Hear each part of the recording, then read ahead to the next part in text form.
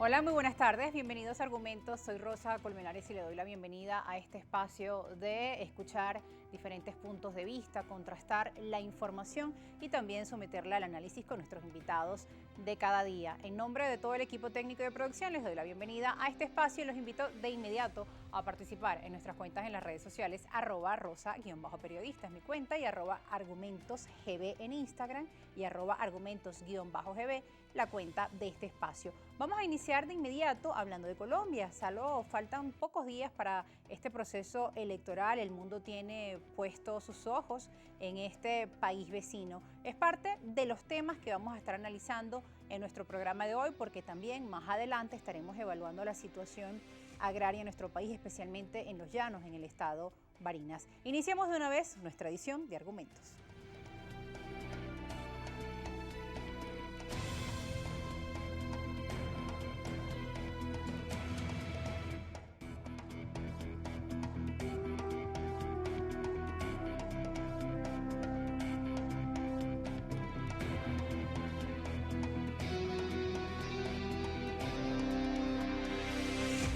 Iniciamos de inmediato con nuestras entrevistas. Recibimos en nuestros estudios a Juan Carlos Tanos. Él es director de la Asociación de Colombianos en Venezuela. Muy buenas tardes. Bienvenido a este espacio de Encuentro Argumentos. Muchísimas gracias, Rosa, por la invitación. Muy buenas tardes. Y vamos a iniciar de inmediato entrando en contexto. Vamos a presentarle a nuestra audiencia el tema que hoy está en debate también en Colombia, pues hemos venido revisando en los medios de comunicación que bueno, ahí digamos, se le ha pedido a los candidatos que deben aceptar los resultados. Eso está allí sobre la mesa. Incluso hay un pronunciamiento de la Fiscalía que vamos a revisar de inmediato, la Registraduría de Colombia, donde le pide al candidato Gustavo Petro, allí lo vemos en nuestras pantallas, que acate y respete los resultados, así como lo ha hecho en todas las elecciones que ha participado. Llama la atención que la discusión de si los candidatos aceptarán o no los resultados electorales del domingo pues está en debate, y muchos medios y muchos analistas en Colombia decían que es un hecho inédito que se llegue a un proceso electoral con los candidatos poniendo en duda la transparencia de los resultados. Gustavo Petro decía, los vamos a acatar siempre que sean resultados transparentes, ¿no? Quisiera su opinión al respecto también como colombiano que ha venido siguiendo y analista que ha venido siguiendo esta situación. Rosa, lo primero que hay que señalar frente a lo que está ocurriendo hoy en Colombia es que es inevitable el triunfo de Gustavo Petro.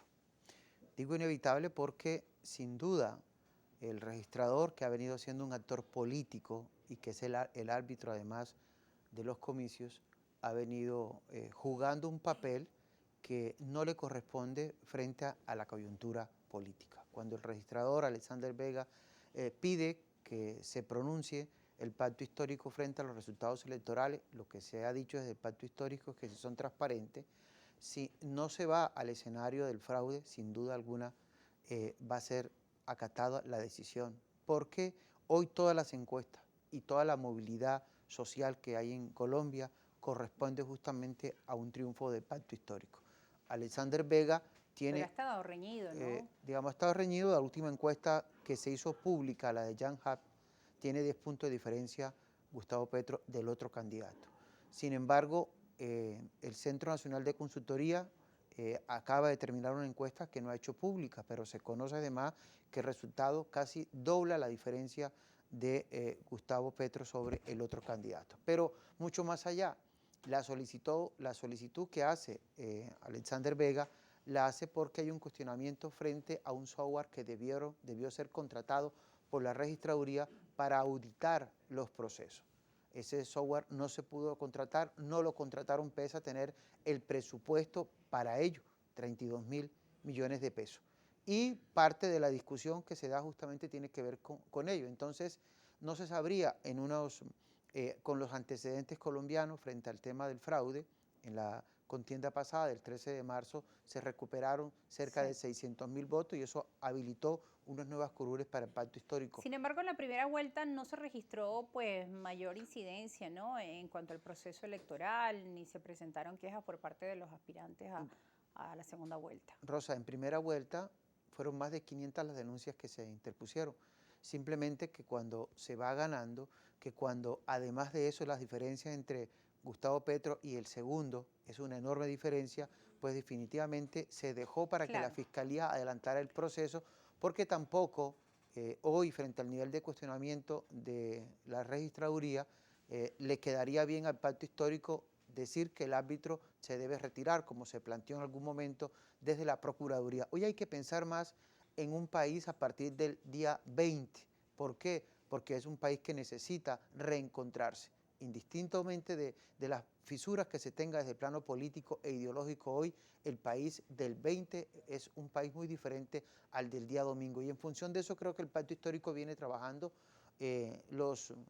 La movilidad que se está haciendo en las regiones obedece justamente a reencontrarse con el electorado que no fue en la primera contienda, a ver si es posible superar ese 54% de participación que algunos apuntan a que puede llegar a un 58% en crecimiento, con el voto en blanco, que también puede disparar un electorado que no se encontró en Rodolfo Hernández y que no, además no tuvo la orientación.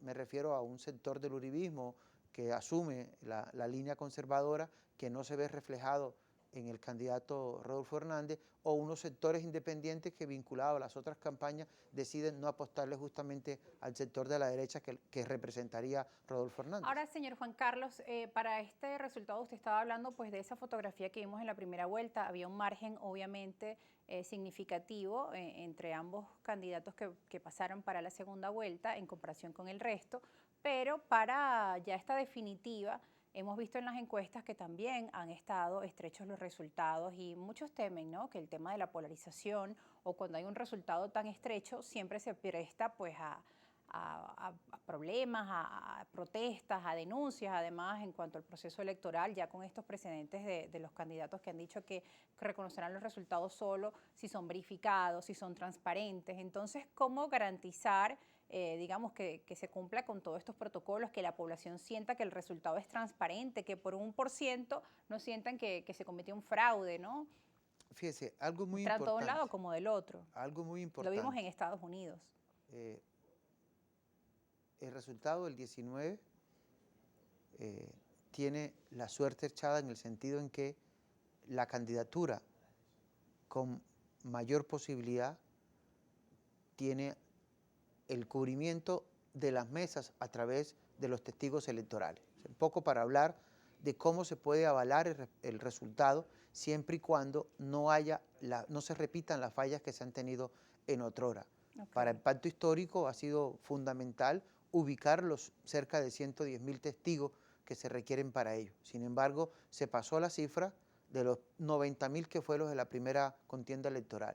Ahora, lo que se ha denunciado dentro de la registraduría es que si la confianza fuera plena y si el sector del uribismo que ha acogido a Rodolfo Hernández no estuviera vinculado a la registraduría, hoy el pacto histórico estuviera reafirmando que hay un nivel de transparencia, pero no se sabe cómo actúan las mafias al interior de la Registraduría Nacional del Estado Civil en Colombia para ello. Si la diferencia es corta, yo creo que Ok. el escrutinio puede determinar de inmediato los resultados finales. Y en esta oportunidad los escrutinios inician a las 4 de la tarde, una vez se cierran los comicios electorales. Es decir, de inmediato podrían empezar a haber resultados concretos una vez se inicie el escrutinio, que en parte le da el alto nivel de transparencia.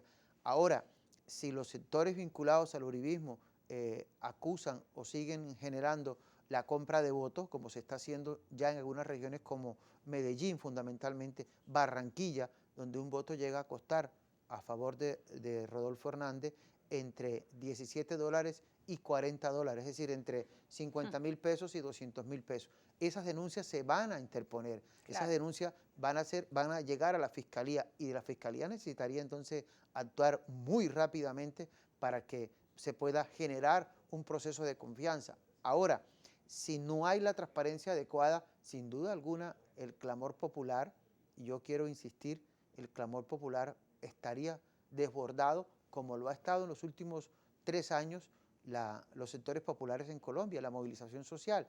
El resultado electoral de la primera vuelta es lógicamente lo que ha propiciado la movilización social, un nivel de conciencia en sectores donde el establecimiento no ha llegado, donde la política del presidente Duque fue ausente. y ya un gobierno como el de Duque, muy malo por cierto, malísimo, no le toca a otra sino intentar mínimo salir el próximo 7 de agosto con un nivel mínimo de orden público establecido o controlado mínimamente. Bien. Y no va a ser justamente el tema de lo electoral. Por acá tenemos un ponderador de encuestas de La Silla Vacía, donde hemos venido pues también observando lo que ha sido el comportamiento, las fotografías en distintos momentos de estas encuestas en Colombia. Ellos recogen distintas encuestadoras. Acá hay alrededor de 10 casas de encuestadoras, ¿no?